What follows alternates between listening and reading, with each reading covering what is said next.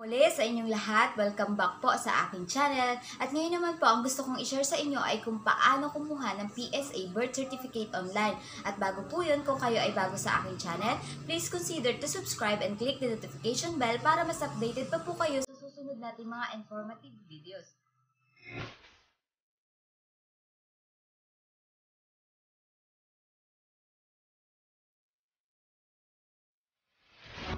Ayan po, umpisahan na natin. Dito po kay Google, isearch lamang po natin si PSA birth certificate.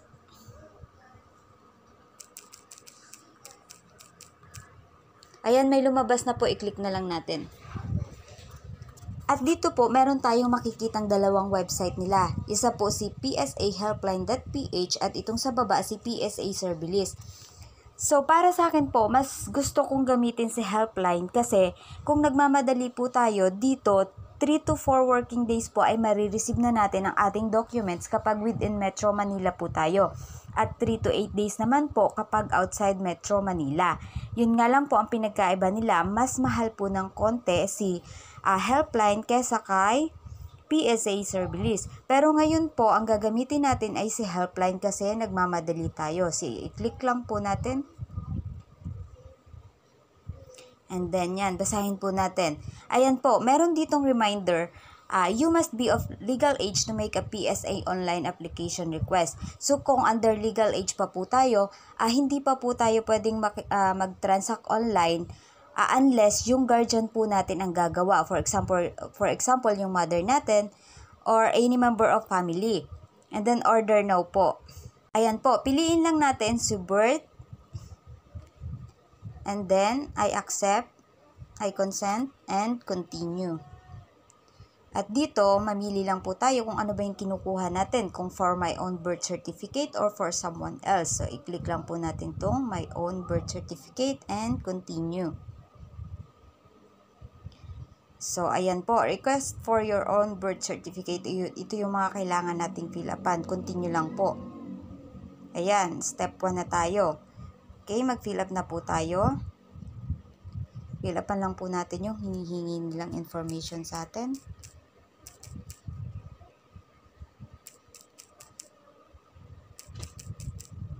Okay, birth date.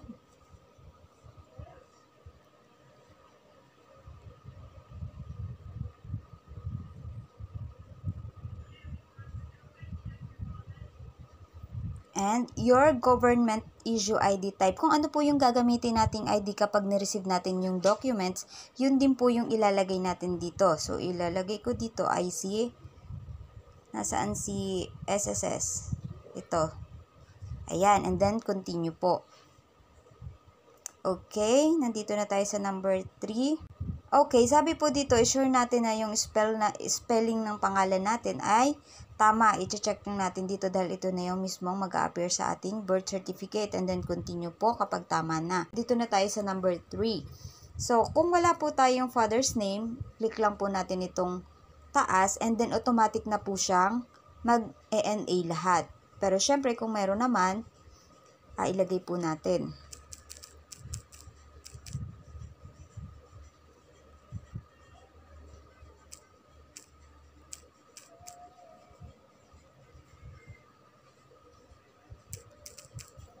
Okay, fill upan lang po natin.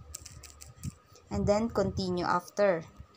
Ayan, next naman po is yung mother's maiden name. Kapag hiningi po nila yung mother's maiden name, ibig sabihin po nun yung pangalan at apelyido ng ating nanay nung sila ay dalaga pa. So, ilagay po natin.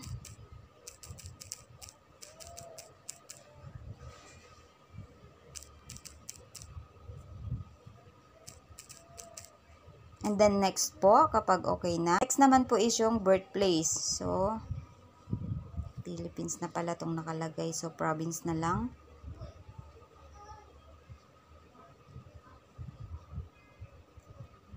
And then, municipality. And then, continue. Ayan, next po is dito, kung registered late daw po tayo, syempre, i-click natin itong sa taas and then kapag naman hindi registered, i-click lang natin itong it was registered on time. So, ilagay natin registered on time. Ayan. So, dito, kung ano daw po yung purpose ng ating request. So, ilagay na lang natin dito ay for local employment. And then, continue. Okay. Dito naman po ay kung meron daw po tayong any legal proceedings previously na ginawa. Like for example, legitimation, adoption, court hearing, supplemental, correction of entry, and paternal acknowledgement. Pero kung wala naman po, so none lang po and then continue. So, ito po, ang next dito ay yung delivery address and contact information. So, ito ay nationwide door-to-door ang nakalagay. Yun ang pipiliin natin kasi para hindi na tayo maabala. And then, basa lang po.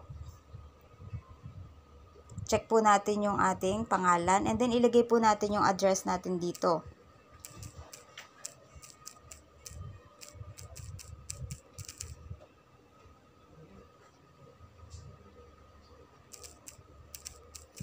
Okay.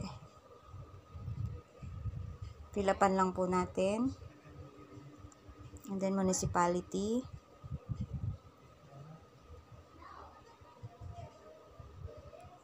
Barangay. Pilapan lang po natin lahat to. And then, zip code.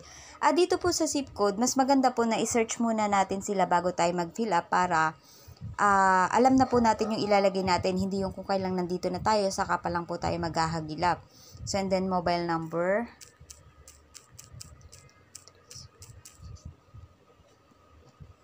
Email address. Okay, basta sa email address po, lagi natin gamitin kung ano yung active natin na email ha, para updated po tayo sa mga isinesend nila sa ating confirmation. And then, continue po. Ayan, i-review na po natin kung tama ba yung nilagay natin at pati yung spelling. Lahat po ng details na nilagay natin. At ayan po, dito sa baba makikita na natin kung magkano yung babayaran natin kapag, ayan, 1 copy daw po ay 365 pesos. So kung 2 copies po siya, so ito times 2 nyo na lang yon. So ilagay lang natin dyan ay 1 copy, wag na nating baguhin. Ayan. And then kapag okay na po, ay confirm lang po. And then continue.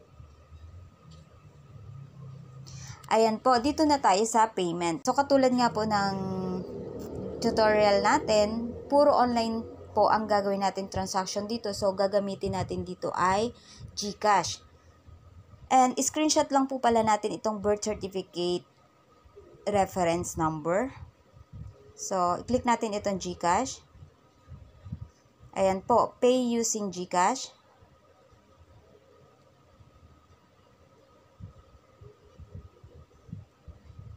Every time po na magbabayad tayo using GCash, lagi po silang nag-automatic direct sa ating GCash. So, ayan po. Wait lang tayo ng code. 3, 5. And then, next po. And then, login lang po tayo sa pin code natin sa GCash. And then, next. So, ayan po, insufficient daw yung balance ko. Pero, hindi na po tayo magpuproceed kasi nga po, ginawa lang naman natin itong transaction para sa ating video tutorial. Pero, kung successful po ang ating application online, isasend po nila ang confirmation sa ating email address na inilagay natin kanina. And then, maghihintay na lang po tayo na i-deliver sa atin ang ating PSA. So, ayun, ganun lamang po kadali. At bago po ako magpaalam, muli po kung kayo ay bago sa aking channel, huwag niyo pong kalimutang mag-subscribe and click the notification bell para mas updated pa po kayo sa mga susunod pa nating mga informative videos. Thank you po and bye-bye!